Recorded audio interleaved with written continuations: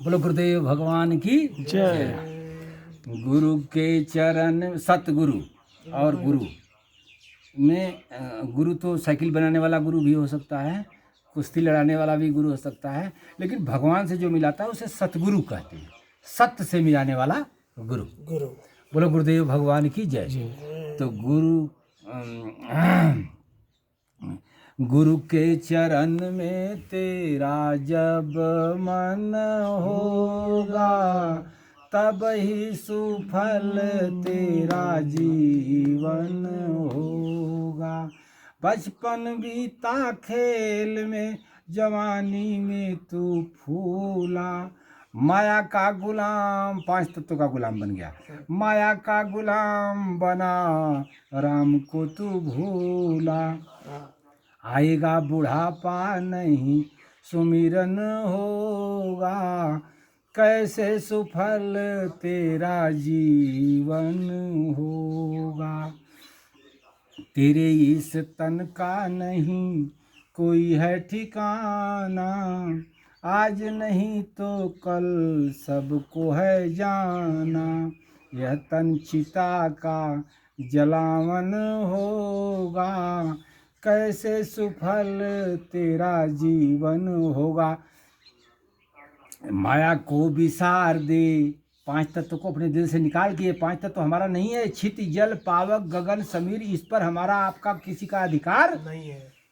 तो फिर जब अधिकार नहीं है तो फिर काहे अधिकार जमा के आई लव यू करते हो। माया को विसार दे, हरि को अपना ले। हरि को अपनाने के लिए तत्वदर्शी के पास जाना है। उनके पास, तत्वदर्शी के पास शरीर रहता है, लेकिन वो शरीर जब चाहो तब छोड़ के आपसे जहाँ चाहो तहाँ मिल सकते हैं। ये शक्ति उनके पास होती है। तो माया को विसार दे, हरि को अपना ले, गुरु जी का रूप अपने हिये में बसा ले। तो हिये में मेरा रूप बसा लिए, लड़का बसा लिए, रुपया बसा लिए, इज्जत बसा लिए। तो इतना कबाड़ी के बीच में भगवान नहीं बैठ सकता। भगवान के बैठने के लिए स्वच्छ जगह होना चाहिए, जहाँ केवल उन्हीं की कुर्सी लगी हो। तो दिल एक दरवाजा है, तो दिल के दरवाजे पर भगवान को बैठा। माया को विसार दे, हरि को अपना ले। हरि किसे कहते हैं? जो सुख दुख दोनों का हरण कर ले और उसके बाद आपके आत्मा का ज्ञान, अमृत का ज्ञान करा दे। उसे हरि कहते हैं, उसे भगवान कहते हैं, उसे तत्वदर्शी कहते हैं, उसे गुरु कहते हैं, उसे शंकर भगवान, महाकाल, सब कुछ पर्यायवाची है। माया को विसार दे, हरि को अपना ले, गुरु जी का रूप अपने हिये में बसा ले। ये आदेश कोई संत नहीं दे रहा है, ये हमारा वेद स्वयं कह रहा है कि ध्यान मूलम गुरुर मूर्ति, पूजा मूलम गुरु पदम, मंत्र मूलम गुरुर वाक्यम, मोक्ष मूलम गुरु कृपा। मंत्र का मतलब बिच्छी कीड़ा सांप का मंत्र नहीं है। मंत्र का परिभाषा सुन लो, मन अंतर सो मंत्र। मन को अंतर्मुखी जो कर दे। मन बहिर्मुखी भटक रहा है, 5 तत्व के ऊपर दृष्टिपात हो रही है। यह हमारी पलट के, हमारी दृष्टि पलट के अंतर्दृष्टि हो जाए, सांसारिक दृष्टि से मन हटा, मन अंतर्मुखी हो जाए तो मंतर, मन अंतर सो मंतर। तो मन अंतर्मुखी करने वाला संत कोई नहीं। ये सब आल जाल बवाल, ले लो माला, ले लो टीका लगा लो, दो पैसा, ये दुर्गा माई के पूजो, तुम सारे मन अंतर्मुखी तो कर नहीं रहे हो। तो हम मन, बुद्धि, चित्त, अहंकार, ये हमारे अंतःकरण में कार्य करते हैं, और ये 5 कर्म इंद्रिय, 5 ज्ञान इंद्रिय, ये बाहर कार्य करती हैं। तो हमें अब जब अंदर जाना है तो हमें मन को इष्ट से जोड़ना है, बुद्धि को। हे अर्जुन, जो मेरी बात को मानता है, मैं इसके बुद्धि को बुद्धि योग देता हूँ। बुद्धि योग ही निष्काम कर्म कहलाता है। निष्काम कर्म का मतलब कर्म करो और फल की चिंता मत करो। अच्छा, एक चीज आइए, हम इष्ट किसको माने? किसको इष्ट? सदगुरु को मानना है दोस्त, और किसी को, हाँ, तो यही तत्वदर्शी को मानना है। तत्वदर्शी ही सदगुरु है, और किसी को इष्ट नहीं मानना है। तो हम सदगुरु को मानकर फिर वो भगवान की प्राप्ति खुद करा देंगे।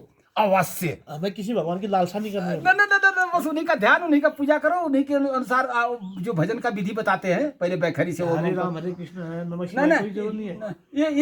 ये कीर्तन है, हरे राम हरे कृष्ण, ये बैखरी में आता है। ये भगवान का जब खूब जाप करते हो, हरे कृष्ण हरे राम, तो उस उतना समय तक मन आपका एकाग्र रहता है। इसलिए यह 4 विधि है भजन करने की, उसमें एक विधि है यह। अच्छा, ठीक, पहली विधि है। पहली विधि। ककौआ को पेड़ पर देखा, लेकिन वही लड़का जब एमए में जाता है तो ककौआ को पेड़ पर देखा नहीं कहता है, क्योंकि उसके आ गई समझ में ककौआ ना, अब पेड़ पर देखा कहने की जरूरत। वही बात है इसमें भी। जो भी नमः शिवाय, हरे राम जो भी कीर्तन भजन सत्संग आप लोग करते हो, गाते बजाते हो, वो सब बैखरी के अंतर्गत आता है, वो व्यक्त होता है। व्यक्त होता है। तो अब इससे ऊपर स्कूल है जो कि व्यक्त न हो लेकिन हो, उपंशु, इसको मध्यमा कहते हैं। मध्यमा। हाँ, कि हम ही कह रहे, हम ही सुन रहे, लेकिन लोग नहीं सुन रहे। अब यह है मध्यमा। एक ही मंत्र को 4 प्रकार से जपने की विधि, जागृत, स्वप्न, सुसुप्ति, तुरीया, ऐसा कह के वेदों में कि जागृत अवस्था, स्वप्नावस्था, सुसुप्ति अवस्था, तुरीय अवस्था, ये चारों अवस्थाओं को भगवान तत्वदर्शी पकड़ लेता है। तो तत्वदर्शी फिर सत्संग सुनाता है, आप सुनते हो, फिर तत्वदर्शी कहता है कि मध्यमा से ओम ओम जाप करो, फिर वही तत्वदर्शी कहता है कि श्वास के सहारे जाप करो, फिर वही तत्वदर्शी अंदर में आपके होके श्वास को पकड़ के स्वयं स्टोनमुखी लगन ही भजन कराती है। अब आप भजन करने लगते हो, धारावाही भजन शुरू हो जाती है, फिर खंडित नहीं होती है, तुरीय अवस्था। ठीक, एक संत के पास एक आया बहुत बड़ा ज्ञानी, वो परीक्षा लेने की ये संत हैं कि नहीं, उनसे एक सवाल करता है। एक बार हरि घोड़ा हुए, ब्रह्मा हुए लगाम, चांद सूरज रविका हुए, चढ़ गए चतुर्सुजान। कृपया महाराज इसका अर्थ बता दीजिए। अगर वो संत हैं तो इसका अर्थ उन्हें जरूर आना चाहिए, जरूर आना चाहिए। यही है परीक्षा। आप लोग संत को कपड़ा देखे, दाढ़ी मोछ देखे, तुरंत आइए महाराज आए, महाराज भेज देना, खाना पिया भाग गए। आप लोग हीरा और शीशा में पहचान जानत नहीं है, और शीशा के हीरा जान के ले गिरा अपने घर में, तो बलात्कार के अंदर भागी है, वही वजह घूमत है। आप लोग पहचान करो, तो भेष देख मत भूलिए, पूछ लीजिए ज्ञान मोल करो, तलवार की पड़ा रहन दो म्यान। यह भेष देख के भूलो मत कि यह साधु है, भूल मत जाओ, ना अपने को ना इनको। इनसे ज्ञान की बात करो, मोल करो तलवार की, अर्थात आत्मा की बात करो। पड़ा रहन दो म्यान, जो इनके पर एक कपड़ा वस्त्र है पड़ा रहन दे, इनका छीनने की जरूरत नहीं है। तो आप लोग तलवार की बात करते नहीं हो, तुरंत सेवा में हाजिर हो जाते हो।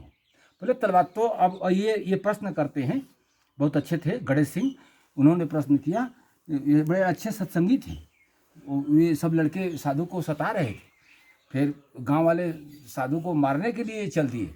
लेकिन फिर एक आदमी ने कहा कि अरे यार हो न हो कि नंगा होके घूम रहे हैं, इस बड़े स्थिर दिमाग के दिखाई दे रहे हैं, हो सकता है कि साधु हों, तो वो गणेश को बुलाओ।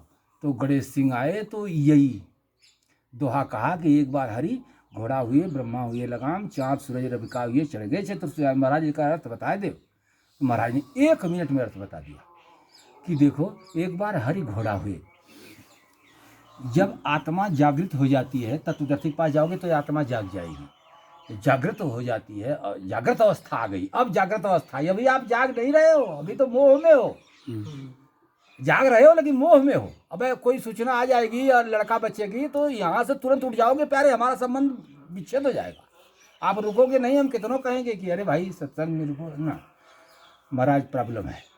एक बार हरि घोड़ा हुई, तो हरि जो सुख दुख दोनों का हरण कर ले, वो हरि है, वो हरि है। और यही तत्वदर्शी यही करते हैं। क्या हम लोगों को सुख दुख नहीं है हमारे भीतर? माता पिता भाई बंधु परिवार सब कुछ त्याग दिया तो रहा होगा जरूर, लेकिन सुख दुख को उन्होंने हर लिया। कैसे हरा? हमें जागृत अवस्था प्रदान करके। आत्मा हमसे, हमारी आत्मा हमसे स्वयं बोलने लगी, जो सत्यम शिवम सुंदरम है, जो सुंदर है वह हमारे विचारों को सुन रहा है और अपनी अच्छी विचार पैबंद, जैसे फटा हुआ हमारा विचार है तो वो अपने विचार का पैबंद लगाता है भगवान कि नहीं नहीं, ये इस विचार से सुख शांति मिलेगी, इस विचार से नहीं।